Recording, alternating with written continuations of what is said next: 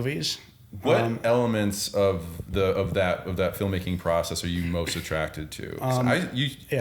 You strike me more as like a visual storyteller. I mean, you're very much writer driven, but you're also pretty cool. Well, it's evolved over time. I think the immediate thing that clicked for me was that it combined all of my interests. Where I liked writing, I liked photography, I liked the comic thing, I liked drawing, I liked music. It did everything in one place. Right. Me being like, insert Western music here in my comics. Like, I could actually put the Western music in.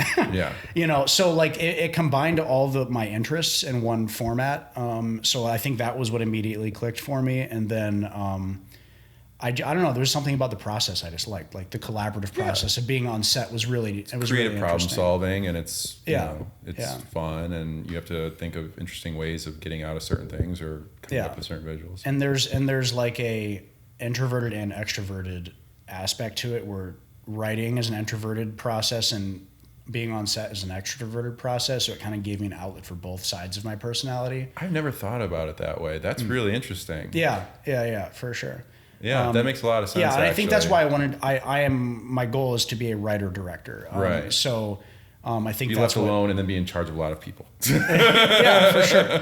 Yeah, it's because it's like, I get tired when I'm like at a lot of mixers for like long periods of time, but I also get like annoyed when I'm alone for too long. So it's, I think that's part of my personality is I need a little of both. Yeah. So I think that fit in well. And I think putting a lot of people together towards like one common goal, and you have a finite amount of time to do it in, I think is really, really interesting. Because it's like, there's not a whole lot of other places I can think of in nature or just in regular everyday like work life where you have like, a group of people who are just like out in the woods or out in, renting a space. Maybe going to war or something. Maybe going to war. I've heard a lot of filmmakers say that filmmaking is a lot like war. So I don't know. But. For my extensive experience of going to war, I can say it's exactly like that. It's exactly like war, yeah. But yeah, no, I think that's the thing that's really pulled me in deeper into film is loving that sort of mission aspect of it. And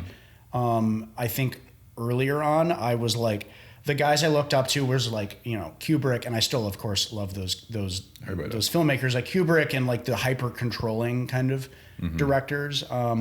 And I in my films, I want it to have a fingerprint of mine on it. But at the same time, I think what I've really grown into is controlling by losing control in a way, where I'm like taking the reins off and I'm allowing others to fill their thing in to what the film can be, like allowing them to flourish.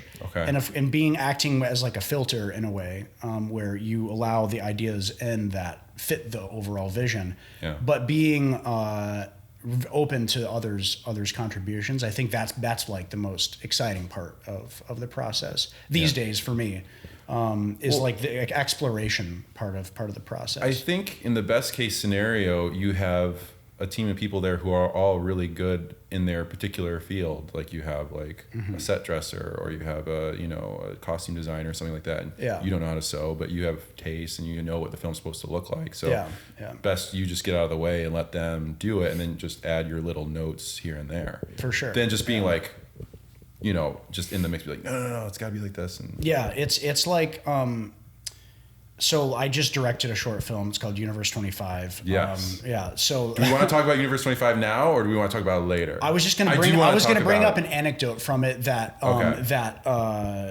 so we'll talk more extensively about what the film's about later. But the anecdote is there's this very strange room that the film takes place in. Right. And it kind of I always had like kind of a vague idea of what it needed to be, but it wasn't until I got a production designer involved that we started like creating like a color scheme together, and he brought all these amazing ideas to the table of like this color is going to be associated with this sort of thing, and like the design aesthetic that he brought to the table wasn't exactly what I had in mind. The colors that he brought to the table wasn't exactly what I had in mind, but it like exceeded what the vision could have been, And I would say like in film at its best, that's what should happen in every department. Yeah, is it's like, I didn't expect this, and it's so much better than what I could have imagined. Yeah, because it's like, I think that's one of the exciting things about film is you don't always know exactly what the final product is going to look like.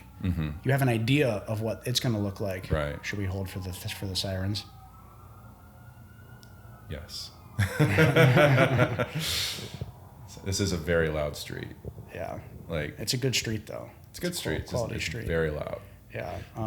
So what was I saying? I was saying, you have an idea of what it's going to look like, but you don't completely know. Mm-hmm. Even just